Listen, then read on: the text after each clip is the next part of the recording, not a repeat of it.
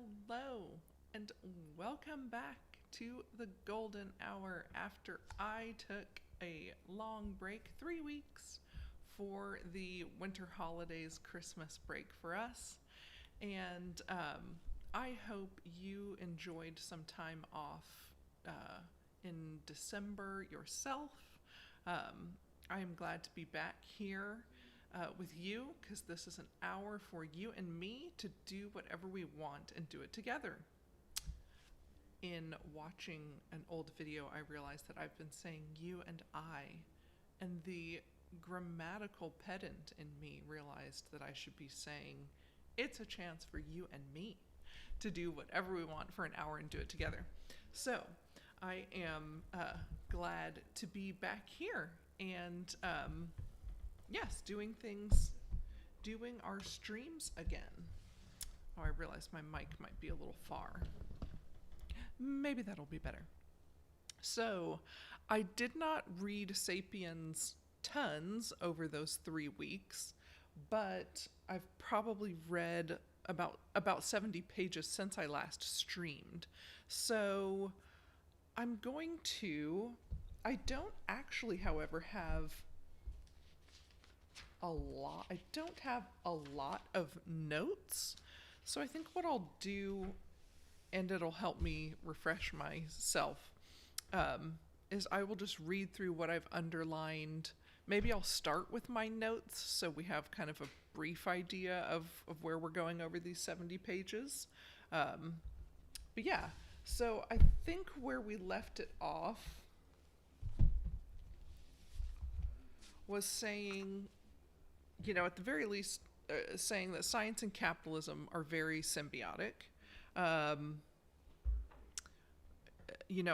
sort of diagramming it as, science fuels empire, which can fuel capitalism, which can fuel science. I don't know if he diagrams it like that. I don't think so, because I wrote out to the side, is that a fair diagram?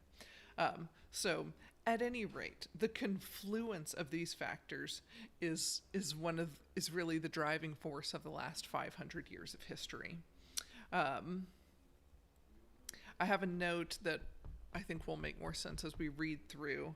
I'm saying now we're seeing how capitalism wields its power and can influence and ruin empires as well.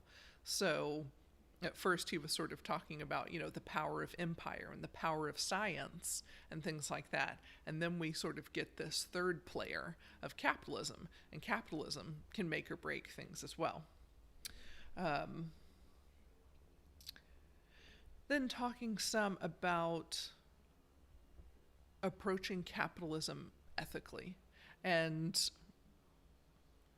to my mind, the ethics of capitalism are the only way to sort of support, to be able to get behind it, in my mind, as a system.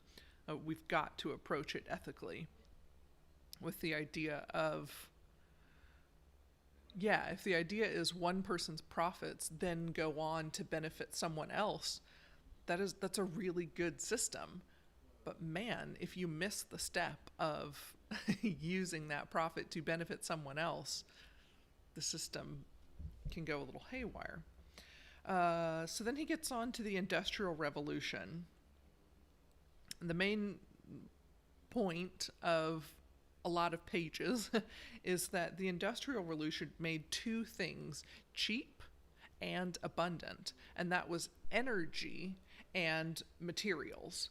So we're no longer using our own physical energy to do things. We're harnessing other types of energy. Not only then are we able to then tap into raw source materials of the earth because of that, we also begin to invent our own types of materials like plastic.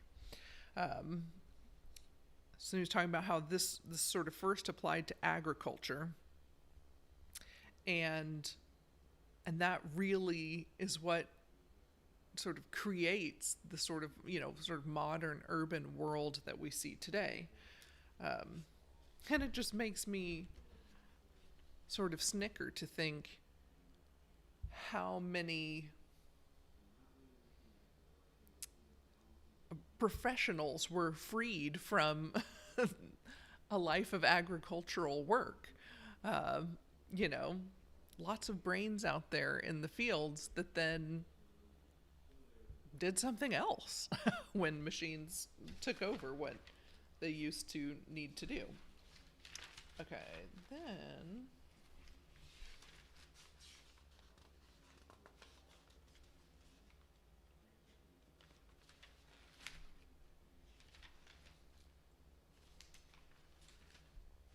wait, is that it?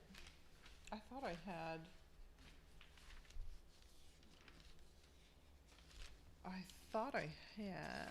another section of Sapiens notes, but that might be it in terms of things I wrote down in my notebook. Okay, that might be it in terms of things I wrote in my notebook, but I do have plenty underlined.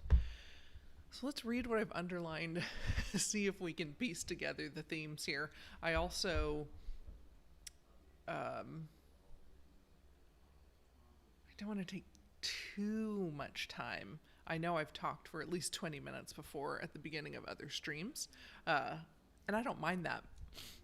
But since it's so many pages to cover, I think I might just try to read and talk about what I've underlined, and any marginalia is a word I knew but came across again recently. Any marginalia I have. Okay, saying capitalism gradually became far more than just an economic doctrine. It now encompasses an ethic, a set of teachings about how people should behave, educate their children, and even think. And please note that I'm skipping as I read. I'm just reading what I've underlined. This new religion has had a decisive influence on the development of modern science, too. No history of modern science can leave capitalism out of the picture.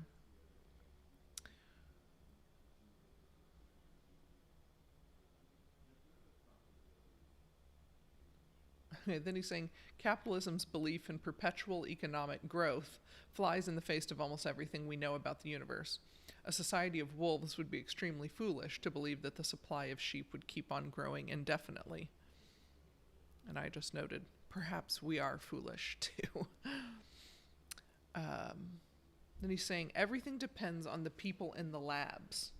New discoveries in fields such as biotechnology and nanotechnology could create entire new industries whose profits could back the trillions of make-believe money that the banks and governments have created since 2008. If the labs do not fulfill these expectations before the bubble bursts, we are heading towards very rough times.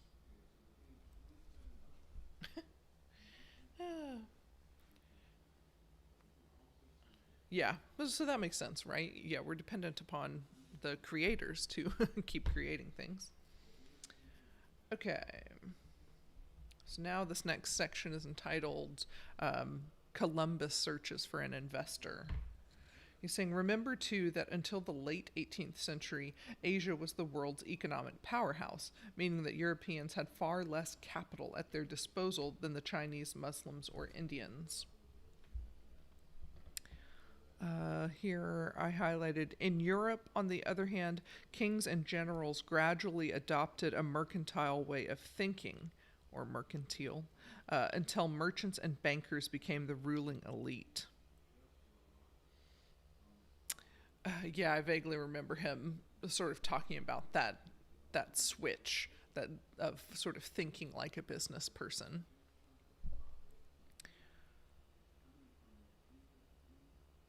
And I just noted, I wonder where else something similar is playing out. So who's the ruling elite, in our current times? Okay, this was the magic circle of imperial capitalism. Credit financed new discoveries. Discoveries led to colonies. Colonies provided profits. Profits built trust, and trust translated into more credit.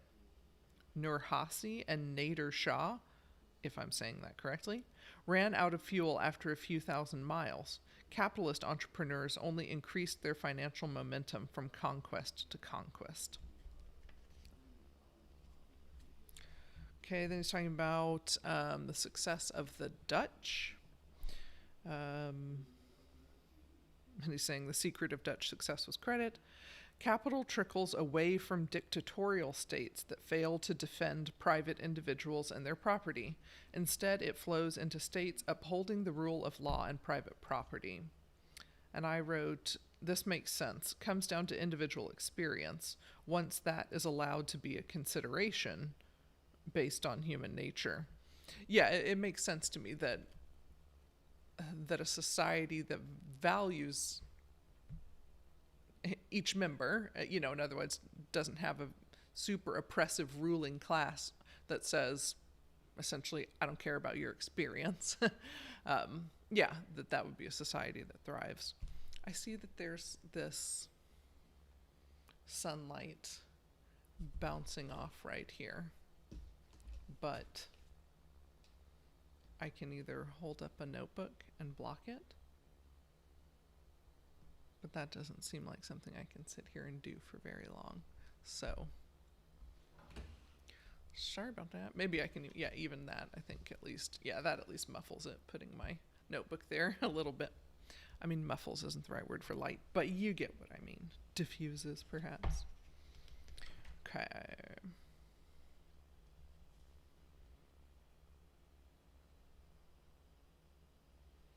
Oh, yeah, and then he just goes on to give an example about two brothers investing in two different ways. One investing with a king, and one with a shoe merchant, maybe? Okay. So, anyway, saying they too realize that if they want to keep their money and use it to gain more wealth, they are better off investing it where the rule of law prevails and where private property is respected. It was the Dutch merchants, not the Dutch state, who built the Dutch empire. That's one of my cats jumping off the refrigerator, maybe. So cautious investors happily invested fortunes in the Dutch joint stock companies.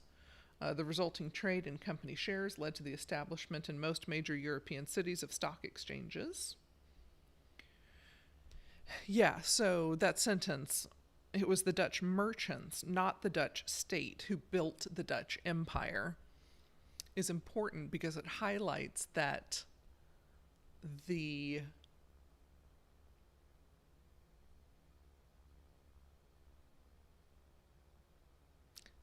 sort of the engine, the thing that was pushing and driving that wasn't government, it was business,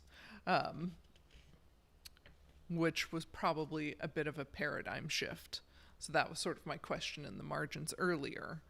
Like, okay, what's really driving life as we know it now,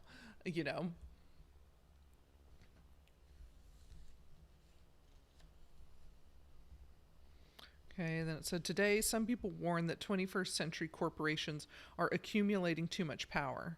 Early modern history shows just how far that can go if businesses are allowed to pursue their self-interest unchecked.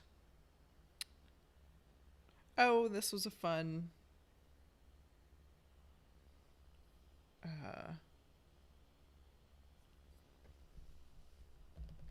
fact. I didn't know where the term Wall Street came from, but it was an actual wall of New Amsterdam. The colony, was threatened by attacks. The remains of the wall built to defend the colony are today paved over by the world's most famous street, Wall Street.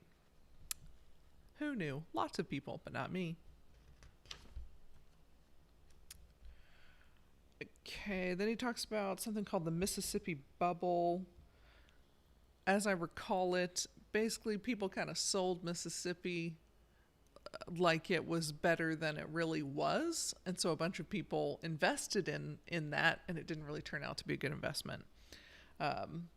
So he said, this became one of the chief reasons that the overseas French Empire fell into British hands.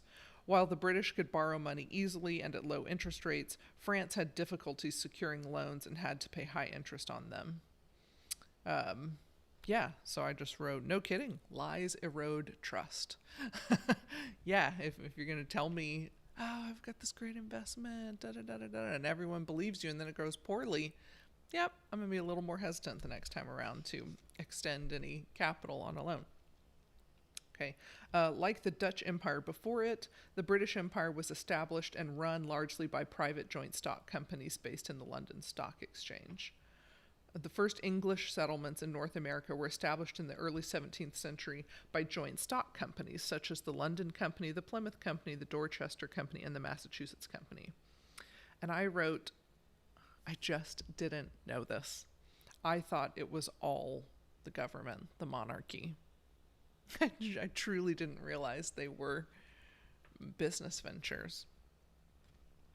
Albeit, yes, with the monarchy had interest in them, certainly. But yeah, again, like the driver was the business enterprise. And in my mind, it was the government. Okay. I just underlined, as Marx and other social critics quipped, Western governments were becoming a capitalist trade union. Fact I didn't know, Hong Kong remained in British hands until 1997. I didn't know that. I don't enjoy admitting my ignorance, but I was ignorant of that fact.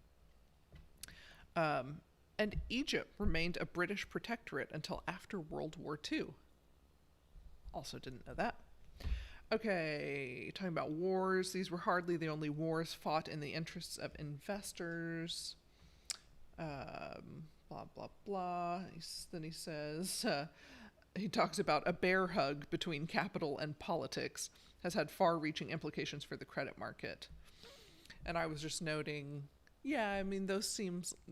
They're sort of two versions of the same thing, which is human interest. They're almost two sides of the same coin. So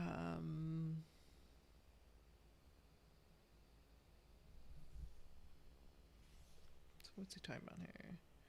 This is why today a country's credit rating is far more important to its economic well-being than are its natural resources. Credit ratings indicate the probability that a country will pay its debts.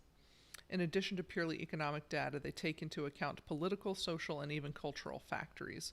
An oil-rich country cursed with a despotic government, endemic warfare, and a corrupt judicial system will usually receive a low credit rating. And I'm just saying, yeah, this makes sense to me. You got to read the human info as well as the economic info, because it's really always just a human story. Okay, next section was called The Cult of the Free Market. It says this free market doctrine is today the most common and influential variant of the capitalist creed. But in its extreme form, belief in the free market is as naive as belief in Santa Claus. There simply is no such thing as a market free of all political bias. Markets by themselves offer no protection against fraud, theft, and violence. It is the job of political systems to ensure trust by legislating sanctions against cheats and to establish and support police forces, courts, and jails which will enforce the law.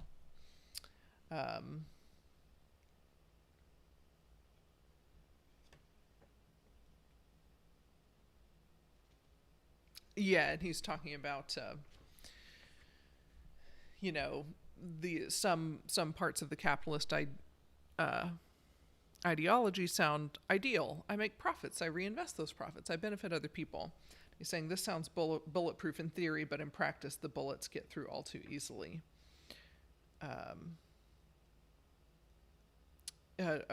Saying Adam Smith taught that the shoemaker would use his surplus to employ more assistants. This implies that egoistic greed is beneficial for all, since profits are utilized to expand production and hire more employees. What happens if the greedy shoemaker increases his profits by paying employees less and increasing their work hours? The standard answer is that the free market would protect the employees. If our shoemaker pays too little and demands too much, the best employees would naturally abandon him and go to work for his competitors. The tyrant shoemaker would find himself left with the worst laborers, or with no laborers at all. He would have to mend his ways or go out of business. His own greed would compel him to treat his employees well. And that's what he's saying. This sounds bulletproof in theory, but in practice, the bullets get through all too easily. And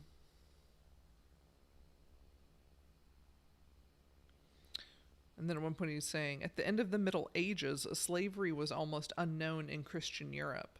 During the early modern period, the rise of European capitalism went hand in hand with the rise of the Atlantic slave trade. Unrestrained market forces, rather than tyrannical kings or racist ideologues, were responsible for this calamity. Okay, then he goes on to say, this is the fly in the ointment of free market capitalism. It cannot ensure that profits are gained in a fair way or distributed in a fair manner. When growth becomes a supreme good, unrestricted by any other ethical considerations, it can easily lead to catastrophe. And my note there is, yeah, like, boy, do I feel that. I just remember that from my time in corporate America. Like, the goals never got smaller. It was, you always had to do more. And I remember having the thought, my goodness, like, can we ever maintain? This just seems unsustainable to continue to push for growth and growth and growth. And also noting that the catastrophe here may be absorbed at the individual level, that you're just burning people out more and more. And then he says, the Atlantic slave trade did not stem from racist hatred toward Africans. Again, he's arguing that it was much more of an economically driven idea.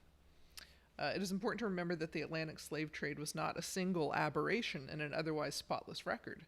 The Great Bengal Famine, discussed in the previous chapter, was caused by a similar dynamic. The British East India Company cared more about its profits than about the lives of 10 million Bengalis. VOCs, I forget what company that is, military campaigns in Indonesia were financed by upstanding Dutch burghers who loved their children, gave to charity, and enjoyed good music and fine art, but had no regard for the suffering of the inhabitants of Java, Sumatra, and Malacca. Countless other crimes and misdemeanors accompanied the growth of the modern economy in other parts of the planet. Which, yeah, I mean, that's a bit convicting, isn't it? To think that you can be living what you think is a pretty good life, but it's got connections to things that are not good. The 19th century brought no improvement in the ethics of capitalism. He was talking about the Industrial Revolution. King Leopold II of Belgium set up a non-governmental humanitarian organization with the declared aim of exploring Central Africa and fighting the slave trade along the Congo River. It was also charged with improving conditions for the inhabitants of the region by building roads, schools, and hospitals. In 1885, the European powers agreed to give this organization control of 1.4 million square miles in the Congo Basin. Nobody asked the opinion of the territory's 20 to 30 million inhabitants. You think that might be a problem? I think that's the problem. Within a short time, the humanitarian organization became a business enterprise whose real aim was growth and profit. And I'm writing, we've got to keep an honest eye on our real aims in all areas of our lives, really, to go, because those are the things that will drive your behavior. What's your real aim in something? Much like the agricultural revolution, so too the growth of the modern economy might turn out to be a colossal fraud. Yeah. Capitalism has two answers to this criticism. Number one is it's too late. In 8500 BC, one could cry bitter tears over the agricultural revolution, but it was too late to give up agriculture. Similarly, we may not like capitalism, but we cannot live without it. Two, the second answer is wait. The second answer is that we just need more patience. paradise, the capitalist promise, is right around the corner. Then in another paragraph, he asks, yet can the economic pie grow indefinitely? I'm just saying, yeah, exactly. That's sort of one of the questions I've had throughout this chapter about economics. It's already 25 minutes, so that's just too much time talking. So we'll just have to continue to review other times. So we'll stop before we get to the Industrial Revolution. So I will reset our time here. Let's see, I gotta adjust my mind. If I'm going from 10 to 11 now, we have 35 more minutes. So let me adjust that.